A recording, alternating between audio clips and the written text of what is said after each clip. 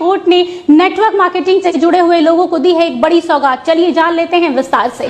Delhi high court का बड़ा और अहम फैसला। अब अमेजन, फ्लिपकार्ट और स्नैपडील जैसी कंपनियां डायरेक्ट सेलिंग यानी सीधे ग्राहकों को सामान बेचने वाली कंपनियों का सामान बिना उनके मंजूरी के अपने प्लेटफॉर्म पर नहीं बेच सकेंगे।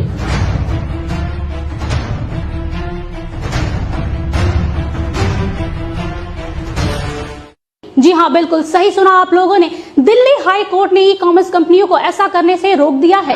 आपको बता दें कि ये बड़ा फैसला जस्टिस प्रतिभा एम सिंह ने अपने अंतिम निर्देश डायरेक्ट सेलिंग करने वाली कंपनियों की याचिकाओं पर यह अहम फैसला सुनाया है। अब जरा विस्तार से जान लेते हैं कि आखिरकार इतने बड़े फैसले के पीछे क्या मकसद हो सकता है।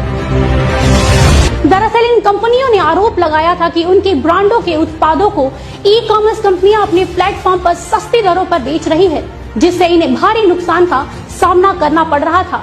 उन्होंने ये भी आशंका जताई है कि उनके प्रोडक्ट यानी उनके उत्पाद के साथ छेड़छाड़ और जालसाजी भी की जा रही थी। दरअसल ई कॉमर्स कंपनियों द्वारा बेचे जा रहे सामानों की कीमतों में हमेशा से उतार चढ़ाव देखने को मिलता रहा है, जिससे ग्राहकों को सस्ते दामों पर लुभान्वित ऑफर मिलते आए हैं, जिसके कारण ग्राहक उन उत्पादों के विषय में ज्यादा जानकारी नहीं लेते थे और धोखा खाते थे। उन्हें असली और नकली उत्पादकों के विषय में पता ही नहीं चलता था।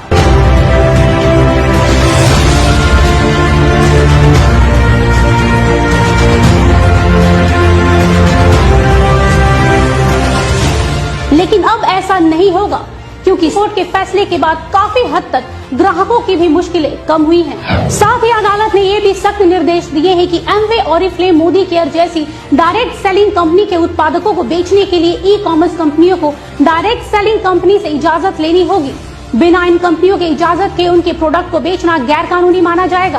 अदालत ने अपने आदेश में कहा है कि जिस तरह से एमवे, ओरिफ्लेम, मोदी केयर जैसी कंपनियों का नाम, लोगो और प्रोडक्ट की तस्वीरों का गलत उपयोग किया जा रहा था, वो सरासर गलत था।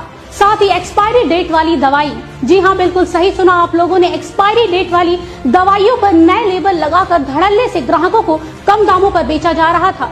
इससे ये स्पष्ट रूप से साबित होता है कि उपभोक्ताओं को भ्रमित किया जा रहा था और उनके स्वास्थ्य के साथ एक गंदा मजाक किया जा रहा था।